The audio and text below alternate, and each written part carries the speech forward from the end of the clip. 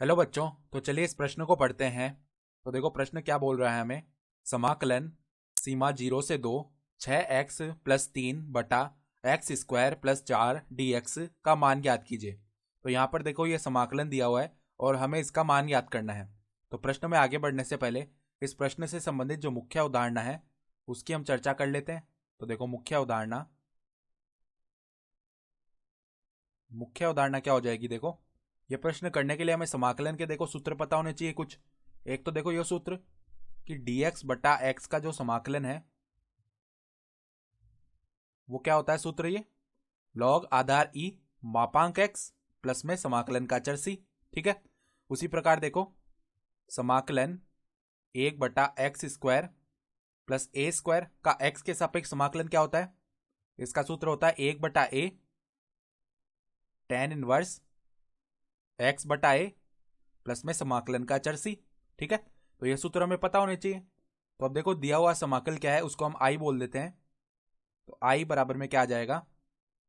समाकलन इसकी सीमा है 0 से 2 तक 6x+3/x² प्लस में 4 और dx। तो अब क्या करते हैं यहाँ पर ये जो 6x+3 लिखा हुआ है तो इस समाकलन को हम प्लस के चिन्ह के साथ बांट देते हैं। यानी कि एक तो 6x/x² + 4 और प्लस में 3/x² + 4। ठीक है। और इनका अलग अलग हम समाकलन कर लेते हैं। तो देखो सीमा 0 से 2 6x/x² + 4 dx प्लस में समाकलन 0 से 2 3/x² + 4 dx। ठीक है। तो यहां पर देखो 6x में से 6 तो अचर पद है तो ये समाकलन के बाहर ले सकते हैं हम इसे। तो क्या बन जाएगा 6 समाकलन 0 से 2 x/x² प्लस में 4 dx।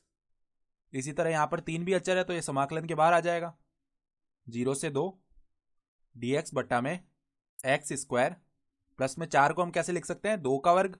तो यहां पर तो देखो ये सूत्र हम सीधा ही लगा सकते हैं dx/x² + a² वाला सूत्र।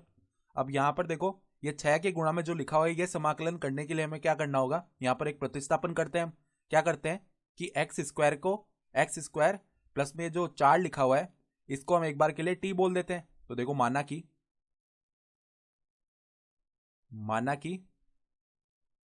x² प्लस में 4 का जो मान है वो t है। अब दोनों तरफ हम क्या करते हैं अवकलन करते हैं x के सापेक्ष। तो x² का अवकलन क्या आ जाएगा 2x और प्लस 4 का अवकलन x के सापेक्ष 0 हो जाएगा क्योंकि ये अचर है। और t का अवकलन क्या आएगा dt बट्टा में dx। तो अगर यहां से हम x dx का मान निकालें तो वो क्या आ जाएगा dt बट्टा में 2। तो ये मान हम रख देंगे इस समाकलन में। यहाँ पर x dx लिखा हुआ है ऊपर तो इसकी जगह हम क्या लिख देंगे dt बट्टा में 2। अब हम क्या करते हैं देखो हमें सीमा भी परिवर्तित करनी पड़ेगी प्रतिस्थापन किया है तो देखो जब x का मान 0 है तो t का मान क्या है हमारे पास में t का मान क्या आ जाएगा 4। और जब x का मान क्या है 2 है 2 ही है देखो ऊपरी सीमा यहां पर।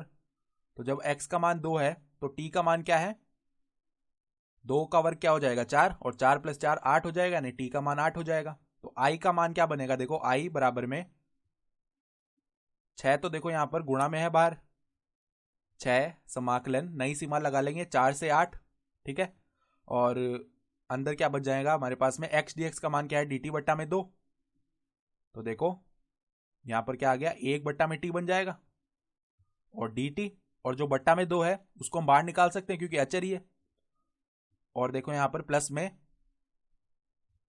3 गुणा में ये समाकलन हम सीधा ही कर सकते हैं। तो यहां पर अब हम सीधा ही समाकलन करते हैं।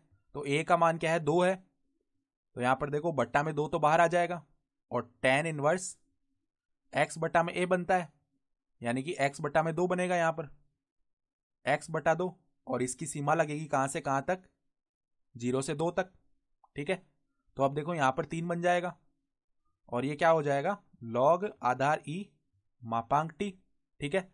और इसकी सीमा लगेगी 4 से 8 तक प्लस में यहां पर 3/2 और पहले ऊपरी सीमा रखेंगे तो 2/2 एक हो जाएगा tan इनवर्स के अंदर। और tan इनवर्स 1 का मान क्या होता है पाई बट्टा में 4 माइनस में tan इनवर्स 0 का मान क्या होता है 0 ही होता है। ठीक है। तो अब देखो इसको आगे हम हल करते हैं यहां पर भी ये सीमा रख लेते हैं। तो i का मान क्या आ जाएगा i बराबर में 3 गुणा में, पहले ऊपरी सीमा रखी तो लॉग आधार ई, यहां पर क्या आ जाएगा 8, माइनस में अब निचली सीमा रखी लॉग आधार ई 4, ठीक है।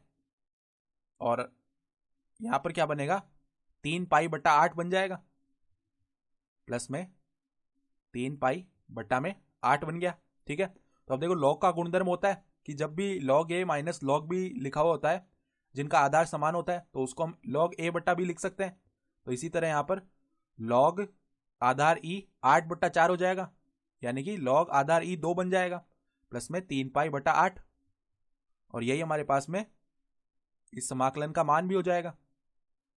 यानी कि जो प्रश्न में हमसे समाकल दिया हुआ था उसका मान क्या आया 3 लॉग आधार ई 2 प्लस 3 पाई बट्टा में 8। तो आशा करता हूं कि आपको यह प्रश्न समझ में आया होगा। धन्यवाद।